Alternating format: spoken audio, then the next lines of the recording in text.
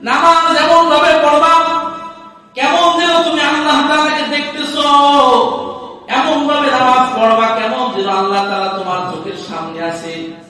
আল্লাহকে দেখে দেখে তুমি সিজদা করতেছো, আল্লাহকে দেখে দেখে তুমি কোরআনুল কারীম তেলাওয়াত করছো। এইভাবে তুমি নামাজ পড়ো। যদি তুমি তা না পারো, অন্তত পক্ষে এতটুকু ধারণা করো, তুমি যদি আল্লাহকে নাও দেখো, তোমার আল্লাহ তাআলা কিন্তু তোমাকে দেখতেছে। সুবহানাল্লাহ।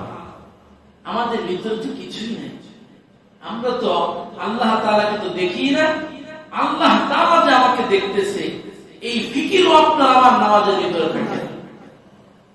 মুসলমান ভাইয়েরা আমার, যদি আমি চিন্তা করতাম আমি যে নামাজ পড়তেছি, আমার নামাজ আমার আল্লাহ তাআলা দেখতেছেন, আমি আমার মালিকের সঙ্গে কথা বলতেছি, তাহলে আপনার আমার নামাজ সাধারণ নামাজ হতো না, আপনার আমার নামাজ হয়ে যেত সাহাবীদের নামাজের মতো। সাহাবীদের নামাজ কেমন ছিল? সাহাবীদের নামাজ দেখে কাফেররা পর্যন্ত মুসলমান হয়ে যেত। নবীর একজন সাহাবী নাম খুবাইব রাদিয়াল্লাহু তাআলা আনহু, নবীর এই সাহাবীর নামাজ দেখে একজন কঠোরপন্থী কাফের পর্যন্ত মুসলমান হয়ে গেছে।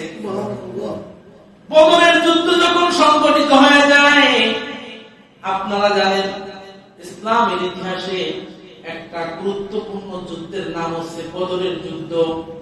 এই বদরের যুদ্ধে আল্লাহ তাআলা মুসলমানদেরকে সাহাবায়ে কেরামের বিজয় দান করেছিলেন। কাফেররা পরাজয় বরণ করেছিল, যার কারণে কাফেরদের ভিতরে প্রতিশোধ গ্রহণের একটা ক্ষোভ সবসময় কাজ করত। সাহাবীদের মধ্য থেকে নবীর একজন বড় সাহাবী নাম হচ্ছে খুবাইব রাদিয়াল্লাহু তাআলা আনহু, তাকে সহ আরো অসংখ্য নারী পুরুষ সাহাবীদেরকে মক্কার কাফেররা বন্দী করে মক্কায় নিয়ে আসছে।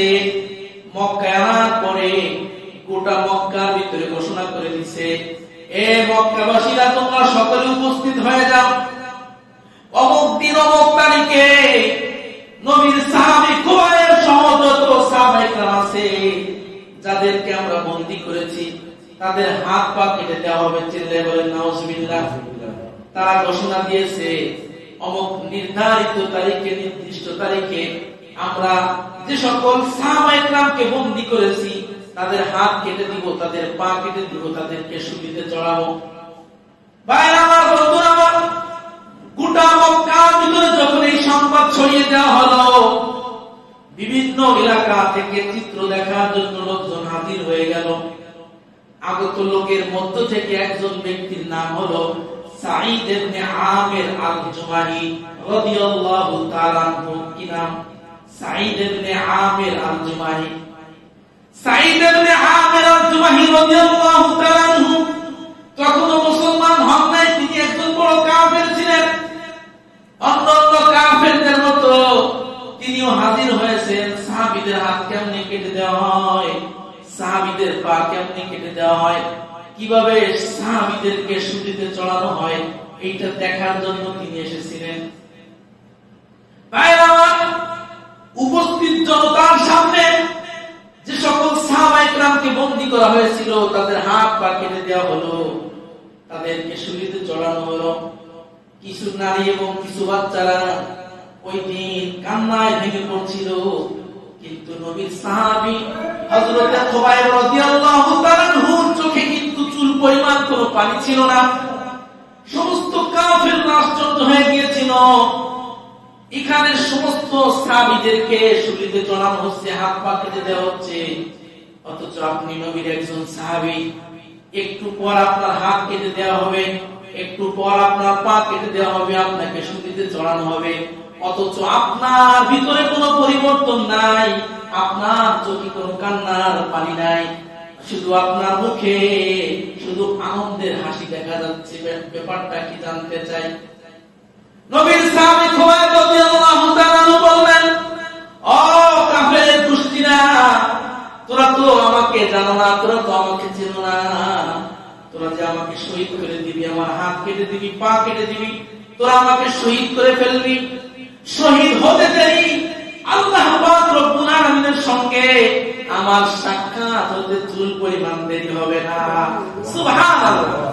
এজন্য আমার হাত কেটে দিবা, আমার পা কেটে দিবা, আমাকে শুলিতে চড়াবা, ওইদিকে আমার নজর নাই। আমার নজর হচ্ছে আমি শহীদ হওয়ার সঙ্গে সঙ্গে আল্লাহ তাআলার সঙ্গে আমার কি হয়ে যাবে, সম্পর্ক হয়ে যাবে, সাক্ষাৎ হয়ে যাবে। ভাইরা আমার, কাফেররা বলল, হে খোবাইব, তোমাকে এই মুহূর্তে শুলিতে চড়ানো হবে, তোমার হাত পা কেটে দেওয়া হবে। তুমি বলো তোমার জীবনের শেষ আশা কি? তোমার মনে কোনো আশা থাকলে আমরা পূরণ করার চেষ্টা করব। খোবাইব রাদিয়াল্লাহু তাআলা বললেন, আমার জীবনের শেষ আশা হচ্ছে যদি তোমরা সুযোগ দাও আমি 2 রাকাত নামাজ পড়তে চাই। আমি 2 রাকাত নামাজ পড়ে রব্বে কাবার কাছে আমি আমার নালিশ, আমার অভিযোগটা আমি করে দিতে চাই। কাফের মুশরিকরা বলল, যাও 2 রাকাত নামাজ পড়ার সুযোগ তোমাকে দেওয়া হলো।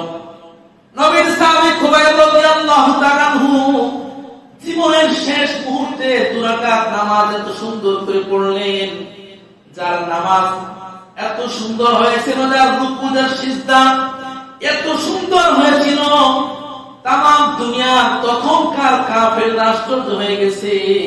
যে লোকটাকে একটু পর শুলিতে চড়ানো হবে, যে লোকটাকে একটু পর হাত পা কেটে দেওয়া হবে, এই লোকটা এত সুন্দর করে কেমনে নামাজ পড়ে? ভাই আমার, বন্ধু আমার, নবীর সাহাবী খুবাইব রাদিয়াল্লাহু তাআলা অত্যন্ত সামান্য সময়ের ভিতরে 2 রাকাত নামাজ শেষ করলেন। নামাজ শেষ করে বলতেছেন, ও কাফিরের দল, যদি তোমরা মনে না করতে মৃত্যুর ভয়ে আমি নামাজ পড়তেছি, তাহলে আমি আমার নামাজকে আরো দীর্ঘায়িত করতাম। আমি আমার নামাজকে সংক্ষিপ্ত করে ফেলেছি, যাতে করে তোমরা ধারণা করতে না পারো মৃত্যুর ভয়ে আমি নামাজে দাঁড়িয়েছি। ভাই আমার, বন্ধুরা, কাফের মুশরিকরা নবীর সাহাবী খুবাইব রাদিয়াল্লাহু তাআলা হাত কেটে দিল, তার পা কেটে দিল, তাকে শুলিতে চড়াইল, তাকে শহীদ করে দিল। কিছুদিন পর নবীর সাহাবী হযরত খুবাইব রাদিয়াল্লাহু তাআলা শাহাদাতের চিত্র, শাহাদাতের ঘটনা সব মানুষ ভুলে গেল। কিন্তু উপস্থিত কাফেরদের মধ্য থেকে একজন কাফেরের নাম ছিল সাঈদ ইবনে আমির আল-জুমাহি রাদিয়াল্লাহু তাআলা। তিনি তখন কাফের ছিলেন। তার অন্তরের ভিতরে ধাক্কা লেগে গেল, একজন মানুষ মৃত্যুর মুখে এত সুন্দর করে কেমনে নামাজ পড়ে। তিনি তার নামাজের প্রতি ভক্ত হয়ে গেলেন। খুবাইব রাদিয়াল্লাহু তাআলা নামাজের চিত্র বারবার তার চোখের সামনে ভাসতেছিল। সাঈদ ইবনে আমির আল-জুমাহি রাদিয়াল্লাহু তাআলা তিনি ঘুমাইতে যান, ঘুমের ভিতরে খুবাইব রাদিয়াল্লাহু তাআলা নামাজের চিত্র তার চোখের সামনে ভেসে আসে। যখন তিনি জাগ্রত থাকেন, তখন তার চোখের সামনে খুবাইব রাদিয়াল্লাহু তাআলা নামাজের চিত্র তার চোখের সামনে ভাসে। এই চিত্র দেখতে দেখতে এই সাঈদ ইবনে আমির আল-জুমাহি তিনি বড় কাফের ছিলেন। তিনি তামাম দুনিয়া তখনকার কাফেরদেরকে ঘোষণা করে জানিয়ে দিলেন, ও কাফেরের গোষ্ঠীরা, একজন মানুষ মৃত্যুর সময় এত সুন্দর নামাজ পড়তে পারে, রবকে সিজদা দিতে পারে। অতএব শুনে রেখো, আমি এখন ঘোষণা করলাম, আমি আর বেঈমান থাকতে পারি না, আমি সঙ্গে সঙ্গে মুসলমান হয়ে গেলাম। সুবহানাল্লাহ। খুবাইব রাদিয়াল্লাহু তাআলা নামাজ দেখে সাঈদ ইবনে আমির আল-জুমাহি রাদিয়াল্লাহু তাআলা মুসলমান হয়ে গেছে। আপনার আমার নামাজকে এরকমের নামাজ বানাইতে হবে। দ্বিতীয় নম্বর ক্যাটাগরির মানুষ, যাদেরকে আল্লাহ তাআলা কিয়ামতের ময়দানে জান্নাতুল ফিরদাউস দান করবেন, তারা কারা হবে? আল্লাহ পাক রব্বুল আলামিন বলেন, ওয়াল্লাযীনা হুম আনিল লাগবি মুআরিদুন। দুনিয়ার জমিনে যারা অনর্থক কাজ, অনর্থক কথা থেকে যারা বিরত থাকবে, যারা অনর্থক কথায় কখনো জড়িত হয় না, অনর্থক কার্যক্রমে যারা জড়িত হবে না, দুনিয়ার জমিনে আল্লাহ পাক রব্বুল আলামিন কিয়ামতের ময়দানে তাদেরকে জান্নাতুল ফিরদাউস দান করবে। কারণ যারা জান্নাতুল ফিরদাউসের মালিক হয়, তারা কখনো অনর্থক কাজে জড়িত হতে পারে না। আল্লাহর নবী হাদিসের ভিতরে জানায় দেন, মিন হুসনি ইসলামিল মারহি তারকুহু মা লা ইয়ানি। যারা জান্নাতি, যারা পাক্কা ঈমানদার, যারা পাক্কা মুমিন, তারা কখনো অনর্থক কাজে জড়িত হতে পারে না। নবী আমার বলে, সাহাবীরা, ইসলামের সবচেয়ে বড় সৌন্দর্য হচ্ছে অনর্থক কার্যক্রম থেকে বিরত থাকা, অনর্থক কথা থেকে বিরত থাকা, অনর্থক কাজ থেকে বিরত থাকা। কারণ যারা জান্নাতি হয় তারা কখনো অনর্থক কাজ, অনর্থক কথায় কখনো লিপ্ত হতে পারে না।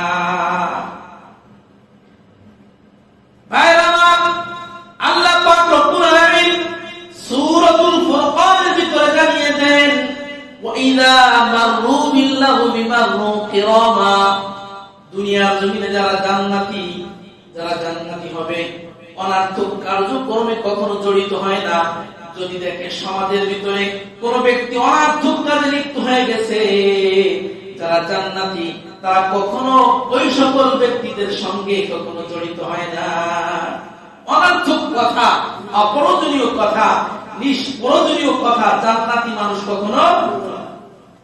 আল্লাহ পাক রব্বুল আলামিন বলেন, মা ইয়ালফিযু মিন কাওলিন ইল্লা লাদাইহি রাকীবুন আতীদ।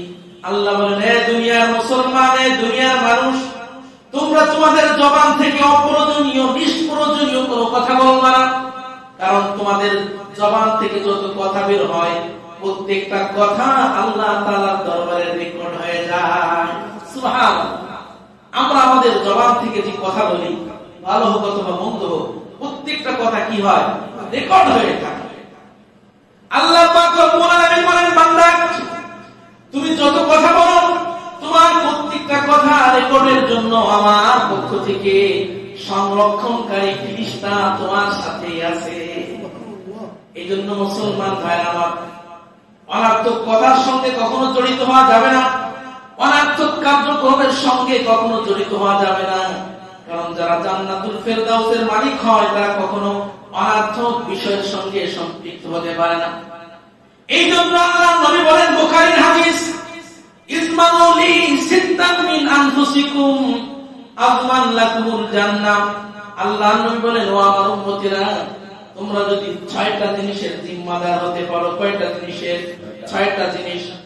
আল্লাহর নবী বলেন, ইসমানু লি সিত্তান মিন আনফুসিকুম আযমান লাকুমুল জান্নাহ। যদি তোমরা 6টি বিষয়ের জিম্মাদার হয়ে যাও, 6টি বিষয়ের দায়িত্ব যদি তোমরা নিতে পারো, আমি নবী তোমাদের জান্নাতের জিম্মাদার হয়ে যাব। সুবহানাল্লাহ। 6টি বিষয়ের জিম্মাদার হতে হবে। 6টি বিষয়ের জিম্মাদার যে হবে, তার জান্নাতে যাওয়ার জিম্মাদার কে? আল্লাহর নবী নিজে হয়ে। আল্লাহর নবী বলেন, সামিয়া উসদুকু ইযা হাদাসতুম। 1 নাম্বার বিষয় হলো, যখন তোমরা কথা বলবা, সব সময় সত্য কথা বলবা। জবান দিয়ে কখনো মিথ্যা কথা বলবা না। যদি জবান দিয়ে সত্য কথা বলতে পারো, আমি নবী তোমাদের জান্নাতে নেওয়ার জন্য জিম্মাদার হয়ে যাব। সত্য কথা বলতে হয়। আল্লাহ নবী অন্য এক হাদিসের ভিতরে বলেন, আসিদকু ইউনজি ওয়াল কিযবু ইহলিক। আল্লাহ নবী বলেন, ও আমার উম্মতেরা, সত্য মানুষকে মুক্তি দেয় আর মিথ্যা মানুষকে ধ্বংস করে দেয়। অথচ আমরা তো কথায় কথায় মিথ্যা কথা বলি, সত্য কথা মোটেও আমাদের মুখ থেকে বেরিয়ে হয় না। অথচ নবী বলেন, ও আমার উম্মতেরা, তোমরা সত্য কথা বলো, সত্যের ভিতরে মুক্তি আছে, সত্য কথার ভিতরে মুক্তি আছে। অন্য এক বর্ণনার ভিতরে নবী বলেন, ফাইন্না সিদকা ইয়াহদি ইলাল বির ওয়া ইন্নাল বিররা ইয়াহদি ইলাল জান্নাহ। সত্য মানুষকে কল্যাণের দিকে নিয়ে যায়, কল্যাণ মানুষকে জান্নাতের দিকে নিয়ে যায়। এই জন্য আমরা সব সময় কি বলবো? সত্য কথা বলবো। আল্লাহ নবী বলেন, ওয়া মা ইয়াযালু রাজুলু ইয়াসদুকু হাত্তা ইউকতাবা ইনদাল্লাহি সিদ্দিকা। আল্লাহ নবী বলেন, ও সাহাবীরা, দুনিয়ার জমিনে মানুষ যখন সব সময় সত্য কথা বলে, জবান দিয়ে যখন কোনো মিথ্যা কথা বলে না, তখন ওই মানুষটার নাম আল্লাহ তাআলার কাছে সত্যবাদীদের খাতায় লিপিবদ্ধ করা হয়। সুবহানাল্লাহ। যারা সব সময় সত্য কথা বলে তাদের নাম আল্লাহ তাআলা সিদ্দিকীন, সত্যবাদীদের খাতায় লিপিবদ্ধ করে। এই জন্য আল্লাহ নবী বলেন, ওয়া ইয়াকুম ওয়াল কিযবা ওয়া সাহাবিরা, তোমরা কখনো মিথ্যা কথা বলবা না।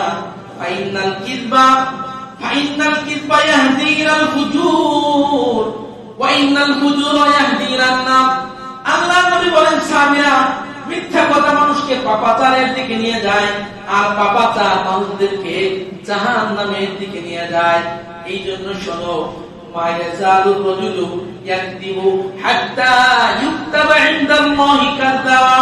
অনুরূপ ভাবে দুনিয়ার জমিনে যারা সব সময় মিথ্যা কথা বলে, কথায় কথায় যারা মিথ্যা কথা বলে, সত্য কথা বলে না, আল্লাহ পাক রব্বুল আলামিন ওদের নামটা মিথ্যুকদের খাতায় লিপিবদ্ধ করে দেয়। এজন্য আমাদের কি করতে হবে? সব সময় সত্য কথা বলতে হবে। দ্বিতীয় নাম্বার, আল্লাহ নবী বললেন, ওয়া আউফু ইযা ওয়া'আদতুম, যখন তোমরা ওয়াদা করবা, কারোর সঙ্গে কোনো বিষয়ে ওয়াদা করবা, তো ওয়াদা রক্ষা করো। ওয়া আউফু ইযা ওয়া'আদতুম, যদি তোমরা ওয়াদা করো, ওয়াদা রক্ষা করবা, ওয়াদা কখনো ভঙ্গ করা যাবে না। তিন নাম্বার, আল্লাহ নবী বলেন, ওয়া'আদু ইযা তুমিনতুম, যদি তোমাদের কাছে কোনো কিছু আমানত রাখা হয়, তাহলে আমানতের মাল প্রাপ্ত ব্যক্তির কাছে পৌঁছে দাও। আমানতের খেয়ানত করা যাবে না। চার নাম্বার, আল্লাহ নবী বললেন, ওয়াহফাজু ফুরুজাকুম, তোমরা তোমাদের লজ্জাস্থানের হেফাজত করো, তোমরা তোমাদের লজ্জাস্থানের খেয়ানত করো না। পাঁচ নাম্বার, আল্লাহ নবী বলেন, ওয়াগুজ্জু আবসারাকুম, তোমরা তোমাদের চক্ষুকে সব সময় অবনত রাখবা, চক্ষু সব সময় নিচের দিকে রাখবা, চক্ষু দিয়ে কখনো অপাত্রে তাকাবা না। ছয় নাম্বার, আল্লাহ নবী বললেন, ওয়াকুফু আইদিয়াকুম, নিজের হাতকে সব সময় সংবরণ করে রাখবা, নিজের হাত দিয়ে কখনো কারো প্রতি জুলুম করবা না, নিজের হাত দিয়ে নিজের ক্ষমতা দিয়ে কারো উপরে কখনো জুলুম অত্যাচার করবা না। এই ছয়টা জিনিসের জিম্মাদার যদি তোমরা হতে পারো, আল্লাহ নবী বলেন, আসমান দাখুল জান্নাহ, আমি নবী তোমাদের জান্নাতের জন্য জিম্মাদার হয়ে যাব। এজন্য জান্নাতি যারা অনার্থক বিষয়ের সঙ্গে কখনো তারা সম্পৃক্ত হতে পারে। তিন নাম্বার ক্যাটাগরির মানুষ, যাদেরকে আল্লাহ তাআলা জান্নাতুল ফিরদাউস দান করবেন। আল্লাহ পাক রব্বুল আলামিন বলেন, ওয়াল্লাযীনা হুম লিয-যাকাতি ফাঈলুন, দুনিয়ার জমিনে যারা সম্পদের হক আদায় করে, যারা সম্পদের যাকাত ঠিকমতো প্রদান করবে, ওদেরকে আল্লাহ তাআলা কিয়ামতের ময়দানে জান্নাতুল ফিরদাউস দান করবে।